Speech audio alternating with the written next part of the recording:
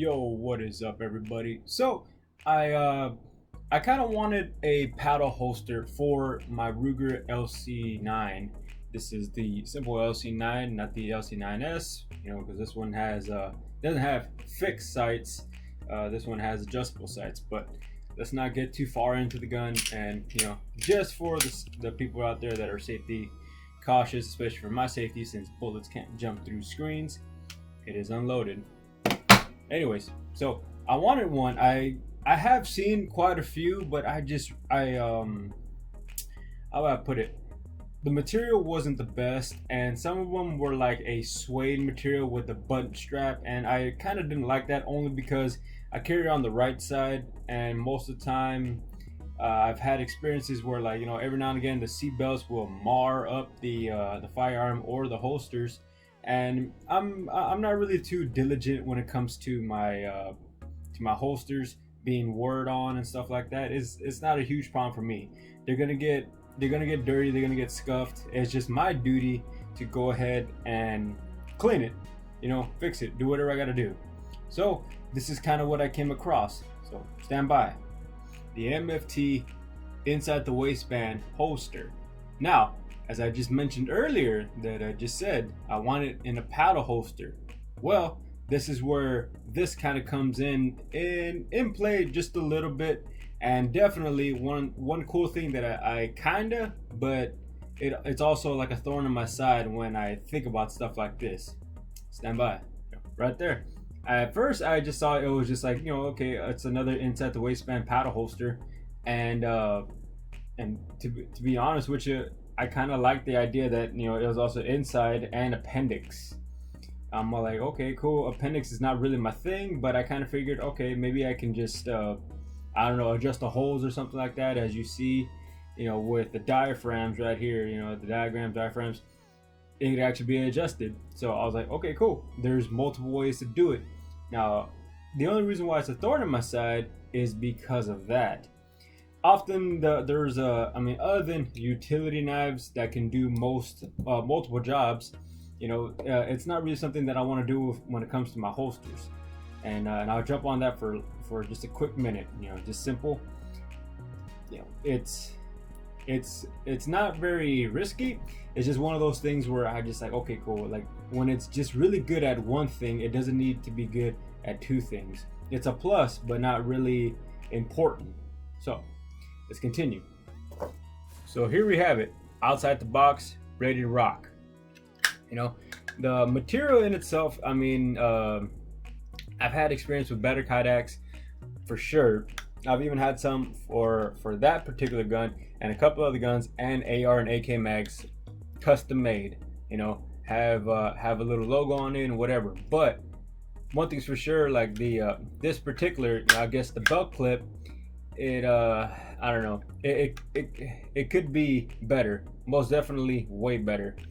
It feels a little flimsy. It's not very reassuring to me, only because, like, if you look real deep inside there's like some small areas where it's almost like this is like this is pretty good, you know what I mean? The kydex in itself is pretty good, but this part is where they cheaped out maybe.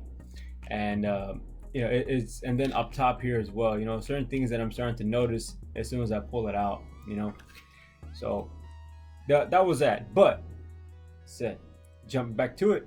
This is not why I bought the holster itself.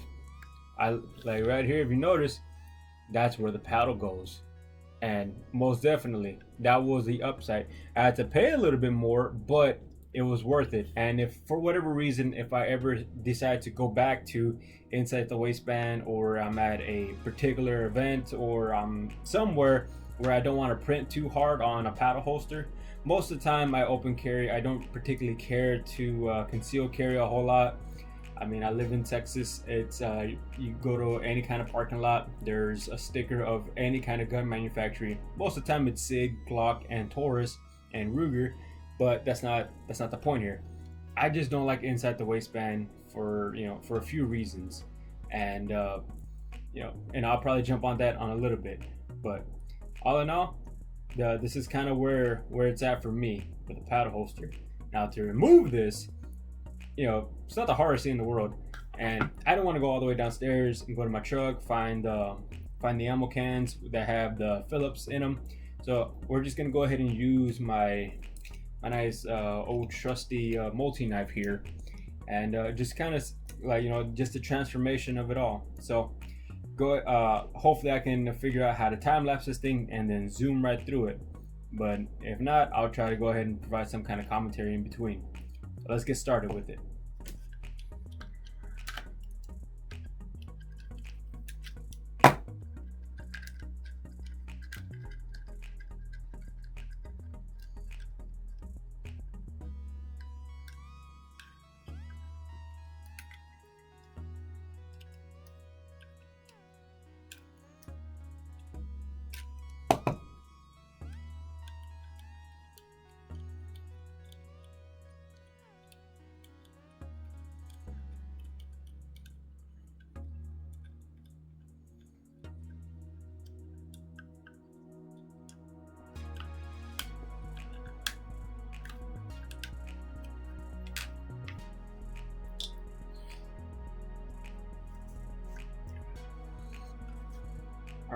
All right, now that we got it, I guess bare naked basically, and we're gonna go ahead and install the paddle attachment to it.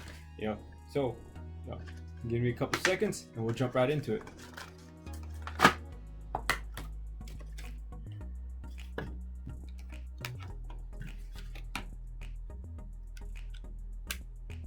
Oh yeah, before we jump all up into this, I'm not particularly sure exactly what type of material this is, but I would recommend putting this end, if you come across this stuff, at the one where you can put the Phillips in it. Just this particular end inside, not the other way around, because I mean you know, because like who knows if you never had to do any of this kind of stuff.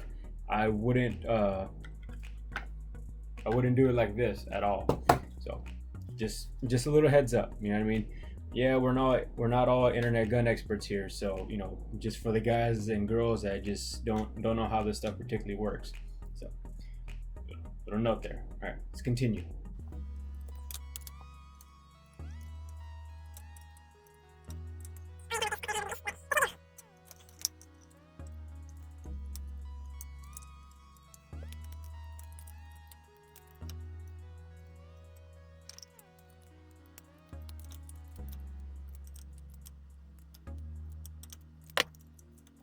What was once, you know, inside the waistband, or in this case appendix carry, whatever, it is now powder holster ready. All right, so let's just go ahead and test it out just a little bit. Stand by.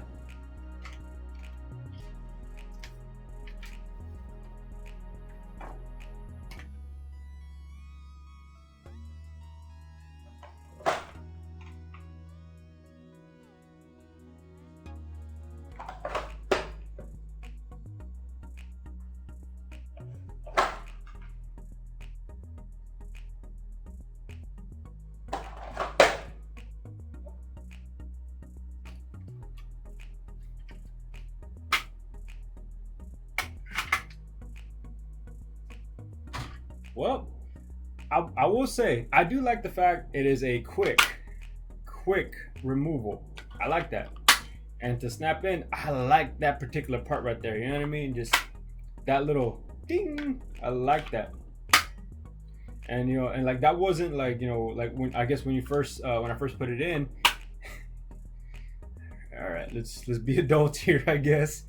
You know, I went ahead just you know, just to kind of show you that like my thumb is behind the slide, just so like, okay, it wasn't the slide being pushed back and the springs or whatnot. No, it just, I mean, that is secure. And then I also notice on like right here, I mean, it is the other way around, but it's not something that I can't get to, you know what I mean? And like this particular item here, it is to clamp down the holster, but I've also seen it on my other holsters that have it. And but my guy, what he likes to do, he likes to I guess pin them in. I guess same concept, just without screwing them in. Is you know, like just to, for the sake of the video, I'm gonna just keep it short. You could adjust this. like loosen or tighten. I mean, but to be honest with you, you can't go wrong with that. You know, you really can't go wrong with the fact that it is locking in place. Look at that. There is like a small movement there, but I mean, come on, look at that. That's nice. And there other better brands out there? Possibly, but I mean, just for the video that I just showed you guys, that's why I like outside the waistband. And I'm not gonna take a dump too hard on inside the waistband. I just think there's way too many movements, and I don't like the fact that even though it is the trigger guard is being protected inside the waistband, I just don't like the concept of Mexican carry. And if you don't know what Mexican carry is, go ahead and check out at the Yankee Marshall. I mean, not at the Yankee Marshall. Like, go ahead and check out a video that I've kind of got my own idea about Mexican carry. I was like, okay, that's not really the right way I want to do it. Go ahead and check it out. It's called the Yankee Marshall. It's called Mexican carry. I don't know if it's called Mexican carry explained, but it's definitely Mexican carry. And yes, I mean, like inside the waistband, your trigger guard is being protected. I just don't like the concept of sticking a gun in and around my waistband because there's way too many movements. Maybe I'll do a video on it, but you know, this is definitely like an okay purchase. It's not the best thing in the world. I'm gonna put it down right here for a second. You know, for $54, you know, with the holster and the paddle altogether, 54. It's a little up there, but I mean, with stuff like this, you don't want to cheap out. I mean, you really don't. There are some very worse. There's some very shitty made quality holsters out there that are just not worth it. You will know. It's the ones that are very affordable, but not something you want to roll with. And from what I've seen, there were some for others. You know, inside the waistband, outside the waistband, even paddle ready, and even, you know, I guess in a sense of a duty rig where you just put your belt through it and you're ready to rock. But this was something that I was looking for a second. I wasn't sure what it was, and times are a little weird right now, so product of anything is gonna be hard to come by. And definitely for a product something like this, it's in Ruger LC9. It's $249 every day at Academy. I don't know what the going rate is online, but for sure it's right there in the budget mindset, and it comes like simple with a 7-round magazine. They do make them for 10 rounders, but those are being snatched up really hard right now, and I don't blame you guys. I don't blame all the people that grabbed them. It's budget, and you know, for what it is. And if you actually get any 9mm at all, I would say hang on to it, because at this point guns they're worth the wait right now. They really are. So that's my little 2 cents on it. I'm Mr. Guns and Books, and hey, y'all stay free and y'all stay safe.